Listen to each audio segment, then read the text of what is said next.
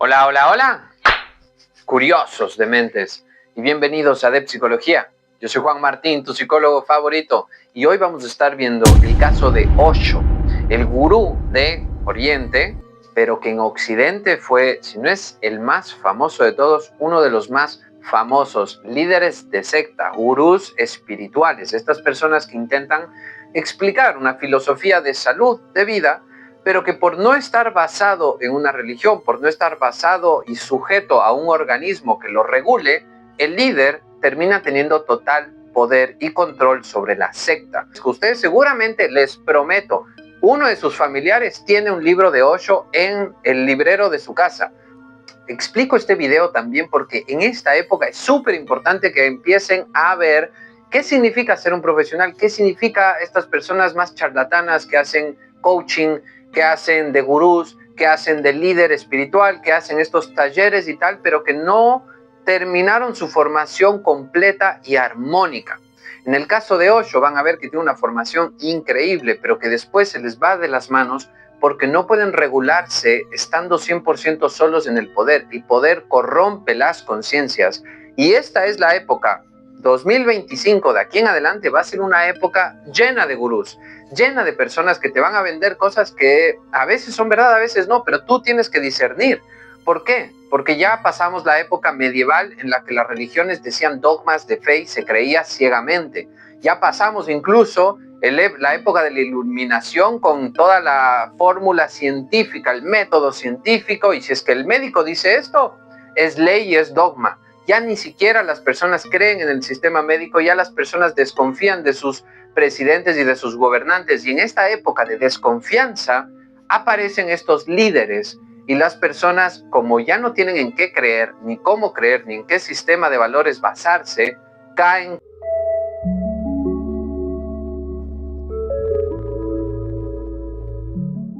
Bueno, para empezar, quisiera decir que Osho en su tierra, en la India, porque es una persona que viene de Oriente a Occidente y en Occidente explota como una sensación, pero él empezó en India y vamos a ver cómo también termina por allá, después de meterse en temas legales y prácticamente desarmar su secta porque el FBI, porque las personas ya literalmente no podían más con esto.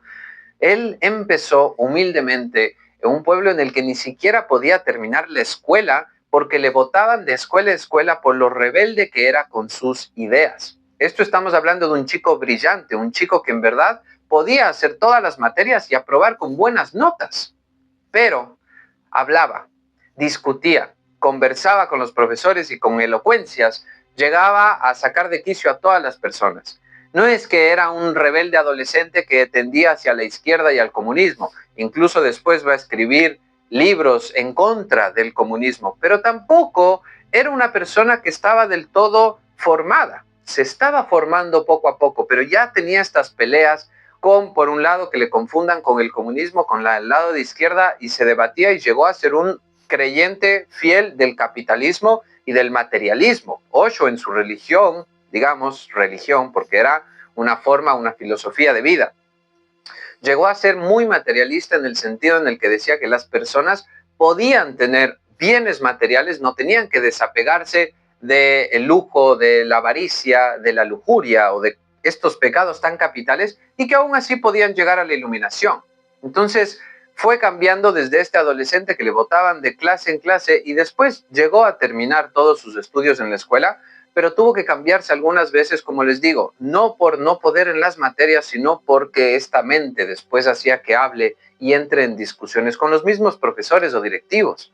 Después de este tipo de forma de vivir la escuela, entra a la universidad y dice, voy a estudiar filosofía. Y se comió los libros y se memorizó los libros de una manera tal que la misma universidad, apenas graduado, le dijeron, quédate y trabaja aquí.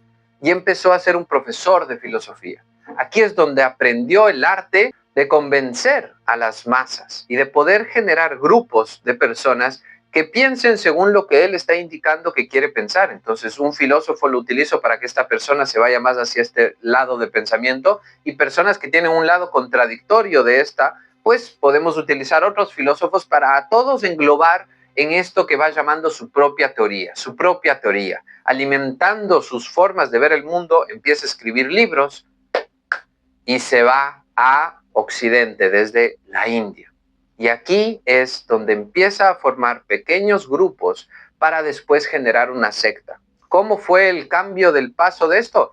De profesor de filosofía, poco a poco, dar charlas, poco a poco hacer charlas ya internacionales. En las charlas internacionales ve oportunidades y demás, se establece y puede generar su primer grupo ya unido de personas en Estados Unidos. La diferencia con Osho y que le hacía tan atractivo a las personas es que prometía la iluminación sin tener que renunciar a muchas codicias, avaricias o materialismo que hacen que muchísimas religiones siempre te digan, no puedes simplemente andar en la lujuria de la sexualidad, no puedes simplemente ser materialista y comprarte todas las cosas. ¿Por qué? Porque eso no te va a alimentar el alma en iluminación. Más bien, va a hacer que no puedas llegar a la iluminación, sea una pared que diga no puedes hacerlo si no haces esto. Y él decía que sí se podía. Tenía la colección más grande en el mundo de Rolls Royce, los carros, y sus seguidores pagaban por estas cosas. Ya les voy a explicar cómo funcionan las sectas para que vean exactamente cómo se inyecta el dinero. Pero también lo que es muy importante en un gurú o en una persona que te intenta llevar a la iluminación es que maneje bien el ponerte en trance. En trance no se necesita ser un genio para poder enseñar a una persona cómo entrar en trance. Solo tienes que de alguna manera hacer que su cuerpo entre en un estado como por ejemplo en la discoteca que ponen el parlante demasiado fuerte y una persona se toma drogas o algo y de la nada empieza a sentir cosas extrañas y la música y demás. Eso ya es un trance. Una persona, en cambio, que está jugando fútbol, en el momento en que la adrenalina y todo le inyecta, en un punto se podría decir que está en trance, porque su cuerpo, su alma, su mente, todo están en una misma cosa y todo el resto del mundo desaparece, solo importa lo que está en ese momento.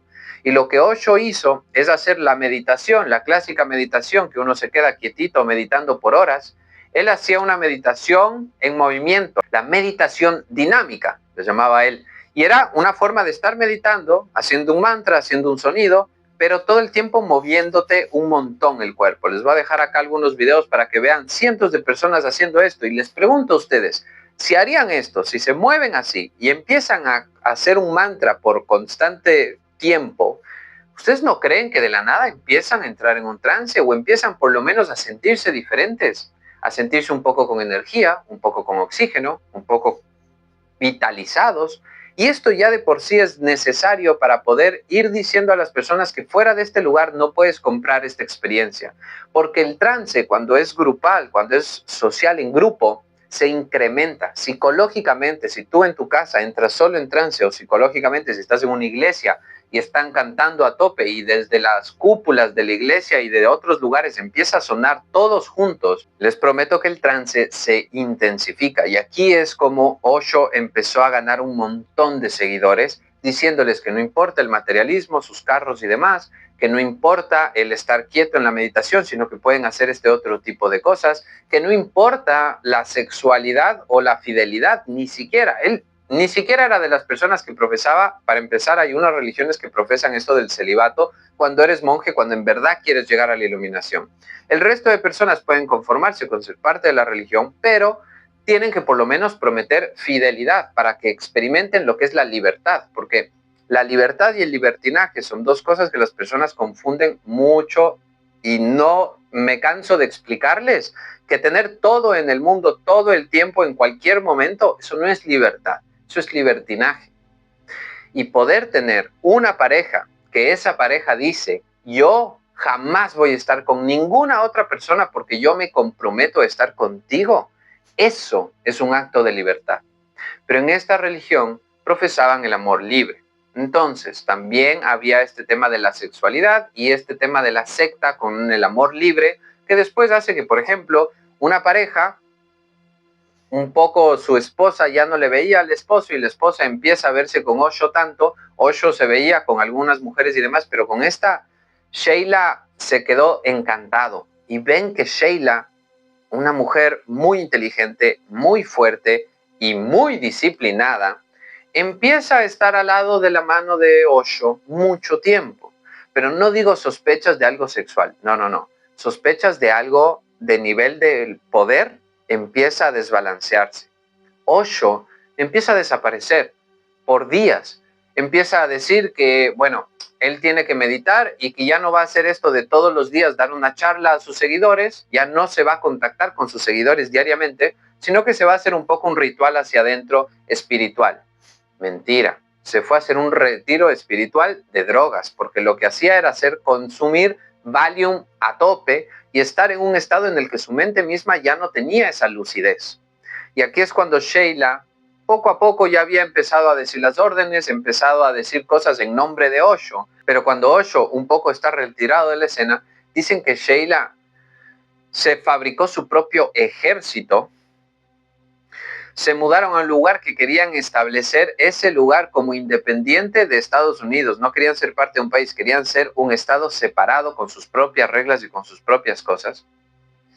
Aparte de hacer un ejército de seguridad, empezó dentro del ejército a haber rangos. Entonces, no importaba tanto si es que había guerra o no había guerra, pero el hecho de que hayan personas en diferentes rangos hace que la misma secta empiece a cambiar y empiecen a haber maltratos entre superiores e inferiores en estos mismos rangos. Las personas que sí tenían escopeta y tal, del rango más bajo del ejército de ella, igual eran superiores a las personas de la secta porque podían coercionar. Poco a poco van incrementando estas tensiones y ya empiezan a haber denuncias, ya empiezan a haber avisos allá afuera en la comunidad. Entonces empiezan a haber problemas legales con la secta.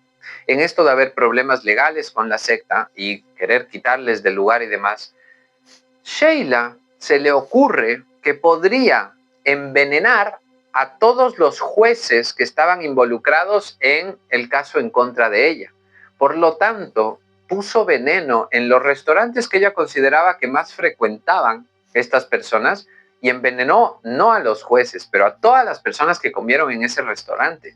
Por eso es que al final, en verdad, el FBI entró y dijo, esto es un ataque de bioterrorismo, porque estás no matando a una persona, estás matando a un montón, vas a generar el pánico y el terror, y es un arma biológica. Pero no existía esto todavía en Estados Unidos. Y bueno, toma, uno de los propios suyos haciendo algo contra cualquiera, porque no era para matar a los jueces, era para desquiciadamente hacerse cargo del problema sin importar los medios ni las consecuencias de nadie.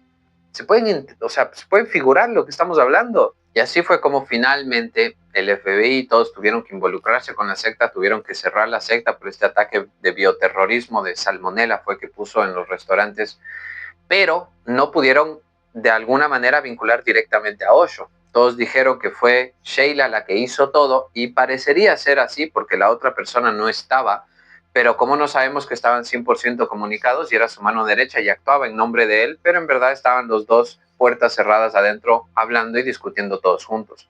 La cosa es que sí pudieron atraparlo más que nada por irregularidades en el visado. Entonces, como él había entrado y salido en jet privado todo el tiempo, habían ciertas irregularidades y pudieron ficharle y decir tienes que tener 10 años de cárcel. Uno dice 10 años de cárcel para todo lo que se está fabricando, porque imagínense, todas las personas que entraban a la secta daban su dinero, daban su trabajo, daban todo por la secta. Lo que Osho prometía era que todo el dinero que tú des lo vas a ganar. ¿Por qué? Porque él actuaba como banco. Es decir, agarro todo tu dinero y lo invierto en otras cosas y de esas inversiones tú vas a ganar tu dinero más intereses. Y claro, como él tenía un montón de seguidores, tenía un montón de oportunidades de negocios para unir una cosa con otra, o como tenía contacto con personas importantes, podía enterarse de algunos negocios que hacer y agarraba la plata de todos y él invertía en lo que le daba la gana. Y sí, a veces regresaba algo del dinero a todas las personas, pero la verdad los mismos inversores decían que no importa ganar incluso más de lo que puse, porque todos los días tengo que poner todo mi tiempo en la secta, por lo tanto ya estoy produciendo menos dinero. Ya estoy produciendo menos dinero, estoy teniendo menos tiempo y el dinero que ya tenía lo di todo y ahora está regresando de vez en cuando en alguna forma que después se vuelve a reinvertir. Y así es como construyeron casas, construyeron palacios, construyeron toda una forma de secta que pueda vivir en un lugar y después se mudaron y construyeron una nueva sede. Se gastaban el dinero como se podía. Te estoy diciendo, Osho tenía la colección de Rolls Royce más grande del planeta Tierra. solo en coches, para un gurú espiritual. ¿Sí me entienden lo que estamos hablando? Porque entiendo que el profesor de filosofía sea inteligente y te pueda guiar con algunos problemas. Yo como psicólogo, con lo que ya he estudiado, puedo ayudar a personas a mejorar su vida y darles consejos para ser mejor. Pero eso no significa que puedas tener el poder para decir yo soy el enviado y todos tienen que darme absolutamente todo, alimentar a este organismo que se hace el uno, porque no sé si ustedes saben, pero las sectas son un organismo que quita las individualidades, a veces hasta les borra los nombres, les pone nombres nuevos o demás, pero la idea es que todos piensen como un organismo vivo que solo tiene la cabeza que dice qué hacer, pero no poner freno en la sexualidad, no poner freno en el dinero, no poner freno en lo material, no poner freno en todas estas cosas que se considerarían pecados o vicios o de mal valor, hace no que tengas una filosofía que se armoniza con lo que se tiene, sino literalmente una persona que pierde la libertad por darse al libertinaje y que no sabe cómo ponerse límites, lo cual solo se puede conseguir la libertad poniéndose límites. Pero si me entienden por qué era tan famoso Osho, al fin un gurú que te promete que si es que vas donde él, tus pecados son absueltos, todos tus sentimientos de culpa los puedes quitar, aunque hayas sido una pésima persona. Estás con el gurú y el gurú dijo que ahora ya estás más limpio, entonces estás justificado. El gurú te está diciendo que lo que tú haces de avaricia, de sexualidad, de dinero, de materialismo, que no importa, que estás muy bien. Entonces todos se lavaban la culpa moral, seguían a esta persona y él profesaba igual materialismo y demás, pero a través de esto de vez en cuando hacer estas meditaciones dinámicas, de vez en cuando hacer estas pequeñas cosas para que las personas sientan que están en un trance o demás. Vivir en una comunidad en la que todos tienen la misma ropa holgada y tal, no lo mismo que en la ciudad. Sí se entiende cómo se desasocian a la sociedad, a las personas, y se meten en una secta en la que ya no saben exactamente qué es real, qué no es real, cómo salir, cómo quedarme, si es que están yendo bien las cosas o no. Entonces, veas por donde veas, era muy atractivo lo que decía Osho, pero por otro lado es letal y en esta época estamos plagados de este tipo de personas. Así que por favor, cuestionen las verdades allá afuera. Imagínense que le quisieron meter a la cárcel, se fugó del país, le quisieron dar asilo en Uruguay y Estados Unidos le dijo a Uruguay, Estados Unidos país se involucra en el caso y dice, Uruguay, si tú le das asilo, este dinero que nos cobran, a ver, ustedes nos deben dinero Uruguay a Estados Unidos por alguna deuda muy anterior, pero si es que tú le das asilo ahorita, eso significa que me tienes que pagar todo el dinero ahorita a mí. Lo mismo pasó también por Puerto Rico, también pasó en otro país. Entonces Osho iba rebotando y tal, y ya estaba muy buscado. Se fue a la India y ya no se supo más. Pero, ¿quién fue en verdad el actor de este mal? ¿Fue Sheila? ¿Fue Osho? ¿Fueron los dos? ¿O fue simplemente Osho una víctima de un caso en el que igual él es culpable por profesar iluminación y dedicarse al materialismo y al Valium y a drogas y a cosas así? Se entiende que eso no es propio de una persona iluminada en verdad. Se entiende que estos charlatanes te puedes dar cuenta que existen y qué es lo que hacen, pero tienes que fijarte bien, porque cuando estés en el salón, cuando estés en el trance, cuando estés en la meditación, va a aparecer una persona buena, va a hablar todas estas cosas preparado en filosofía de cátedra, va a saber su material, pero es muy, muy peligroso y engañoso porque no está basado en la verdad. Y recuerden, para finalizar este video, la verdad siempre, aunque duela, los hará libres. Nos veremos en el próximo video de psicología.